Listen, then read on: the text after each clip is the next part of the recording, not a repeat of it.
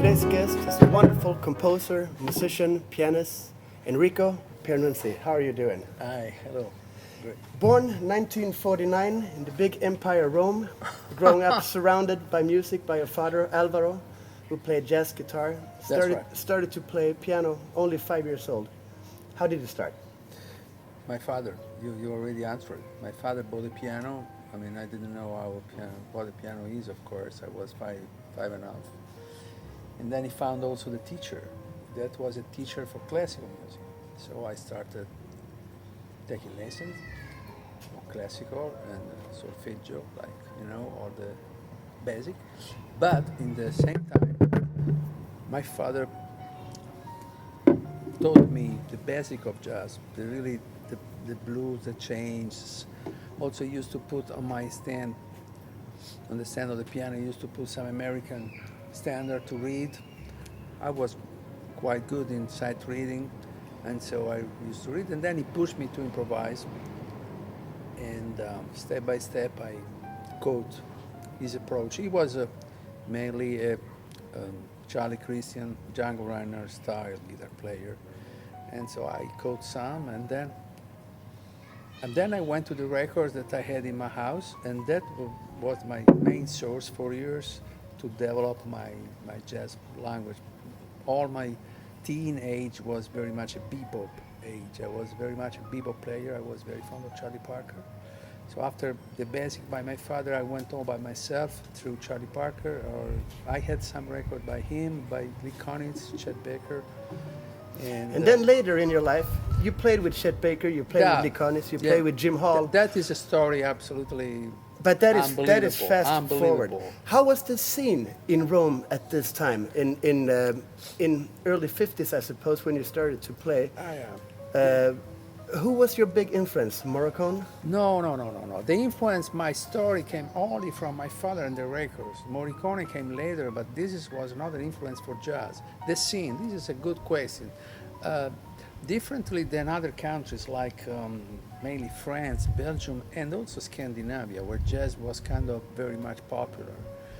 Italy was a bit delayed in that because we had 20 years of break, the fascism. So in the 20s and 30s, Italy, jazz was almost not allowed to come into Italy. And so there were not many players, and also maybe some players that was mainly entertainment music player. At that time, the border between entertainment music and jazz was very subtle. So when I started, after my, first years, when I started entering the jazz scene in Rome, the scene was very, I would say, poor in terms of amount of musicians playing. Think that when I formed my first trio in 74, 75, in Rome there were not more than 3 drummers, and 2 were busy, of course, and so it was very difficult for me to form a trio because few players around. There was some player of Dixieland jazz, traditional jazz around, and some of free jazz.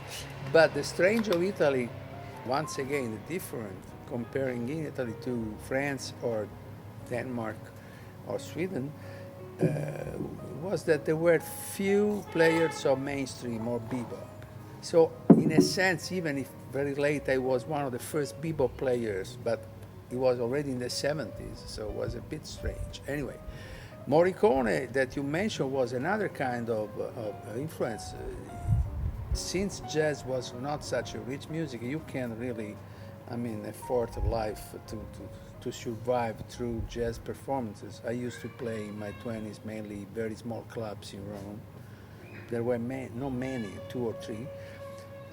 I had to work, and luckily enough, I entered the union to play movie music.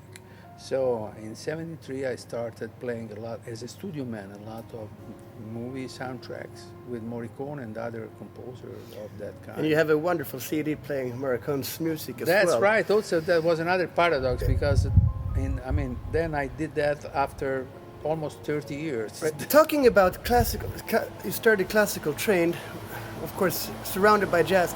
Where is the border? Is there a border? When I hear your music, Is there a border between jazz and classical? For me, no. But at that, I mean, the story is that I completed my classical studies. I graduated when I was 22. I got my diploma, and also after that I was a teacher of classical piano for 25 years, between 73 and 98. In 98 I resigned and I stopped with teaching at the conservatory, different conservatories. For many years, I was very much with a kind of conflict, saying, okay, I love both music, but at that time, the two fields were completely separate. So you are a jazz pianist or a classical pianist. You can be both. Now, fortunately, in the last, I would say, 15 years, 20, 15, more in the last 10 years, even audience has really changed, and they accept that you can play both. But in my music, I don't know. People say that when I play jazz, even when playing jazz, you can feel something classical. I don't know. Probably this is what I think, mainly from my tunes. I know, I'm aware that my tunes, part of my tunes occur. I also wrote a lot of blues, a lot of modern bebop or post-bop tunes, but many of my tunes, the melodic ones, of course, keeps a flavor of classical music, of the musicians that I like. I like Debussy, I like Scarlatti, I like Fauré, I like Paul Hindemith, I like Darius Milhaud, I like many. So probably many influences came into my tunes. Of course. Well, been playing music for 60 years now. It's hard to believe. What maintained your love? Waking up every morning and you go back to that piano that you've been banging on for 60 years. What makes you continue? I'm not so disciplined. Thank you very much. I'm not so disciplined. I don't go to the piano every day. But an answer can be passion and curiosity. I really think that music is endless. Probably I'm not so original in saying that. And music is much more than just a language. Music is, for me, is a way of knowledge. Is also a way to happiness sometimes, and also is a way of knowledge and of yourself and or your deepest side. So probably is passion and curiosity and eagerness to know, because I know that I know some, but it's like that I know, I say, almost nothing of what music is. Music is endless, is immense. So passion and curiosity, and music is a source of life for musicians. When I hear and also for listeners, by the way. Yeah. When I hear your music, I hear somehow a Swedish connection. Any connection with the Swedish players such as Jan Johansson, maybe Esbjörn Svensson, Bobo Stensson? I know all the ones you mentioned. Mainly Bobo Stensson, I have a very high opinion of him. I remember the first time I heard Bob Stensson playing was in a very strange situation. It was in Rome with the George Russell Orchestra. He was at the piano because George Russell worked extensively in Sweden. I think he had a big band there. But probably there is a kind of a common language, a European language that makes maybe my music close to the music of the ones you mentioned. I don't know much about them. I know some, and I have a high opinion of their music.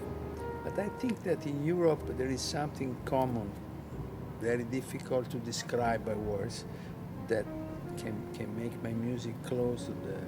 Well, the series, as I said, is endless. Where is Enrico Pieranunzi 10 years from now? You mean in the future? Yeah, 10 years from now. First, I hope to be in a good health, and you remind me of that book, The Three Wish. There is a book that Madame Pannonica, Nika de Kenniswater, wrote, called The Three Wish of the Musicians. She collected all the three wish, all the musicians she used to have as a guest in her house. Exactly. And Thelonious Monk, among others. Thelonious Monk, Miles Davis. Mainly the answer are health, success, and being rich. And some says making good music. So, where, I don't know, I hope to be able in 10 years to make a music better than the one I'm doing now, even better and deeper. And first, I hope to be still able in 10 years to make music, and then to make music even better. Where can people find your CDs? I know there's a book with your transcriptions, and there, sometime in the future, there's also a book coming out with your own compositions. It's coming out, and you know, it seems now out of fashion making a book, because all the music probably very soon will be in the internet and just downloading or anyway in the internet. So I don't know, but there is a French, very good French teacher at the Bill Evans Academy that is working on the collection of my effect book, or on 70, 80 of my tunes. And I hope that it will be ready soon. Because many students, fortunately, and people also, listeners, passionate fans, they ask for the tunes. They would like to have. And of course, they can go to www.enricopianunzi.com to find more information. Absolutely. It's been a great pleasure to hear you play and to talk with you. Enrico Pieranunzi, thank you very much. And I hope to see you soon. Thank you very much. Thank you.